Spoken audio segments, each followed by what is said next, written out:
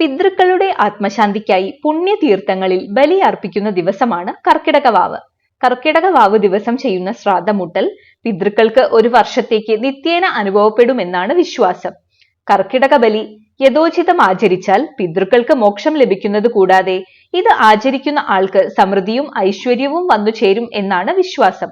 കർക്കിടക വാവുബലി ആചരിക്കുന്നതിന് പിന്നിൽ ചരിത്രപ്രധാനമായ ഒരു കഥയുണ്ട്.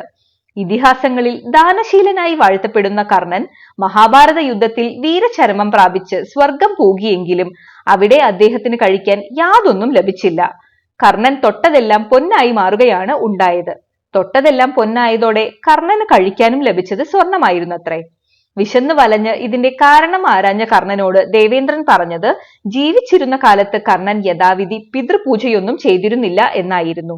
സ്വർണം ധാരാളമായി ദാനം ചെയ്തതിനാലാണ് ഭക്ഷണമായി സ്വർണം ലഭിക്കുന്നത്.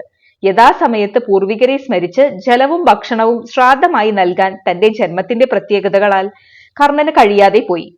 സ്വർഗത്തിൽ നിന്നും ശ്രാദ്ധ ചടങ്ങുകൾ നടത്താനായി യമരാജാവിന്റെ പ്രത്യേക അനുമതിയോടുകൂടി 15 ദിവസത്തേക്ക് വീണ്ടും ഭൂമിയിലേക്ക് കർണൻ യാത്ര തിരിച്ചു.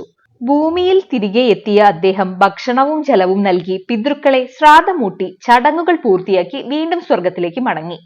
ഈ കാലയളവിനെയാണ് പിതൃപക്ഷം എന്നറിയപ്പെടുന്നത്. പിതൃക്കളെ ശ്രാദ്ധമൂട്ടാതെ ഏതു വലിയ പുണ്യപ്രവൃത്തി ചെയ്താലും അത് അപൂർണമാണെന്നാണ് ഈ കഥയിലൂടെ നമ്മൾ മനസ്സിലാക്കേണ്ടത്.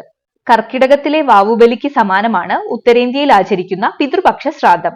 സന്തതി പരമ്പരകളുടെ ബലിതർപ്പണവും പൂജയും പ്രതീക്ഷിച്ച് ഭൂമിയിലെത്തുന്ന പിതൃക്കളെ വാവുബലി നൽകി പ്രീതിപ്പെടുത്തിയാൽ ജീവിതത്തിൽ ഉണ്ടാവുന്ന അനിഷ്ടങ്ങൾ മാറും എന്ന് വിശ്വസിക്കപ്പെടുന്നു.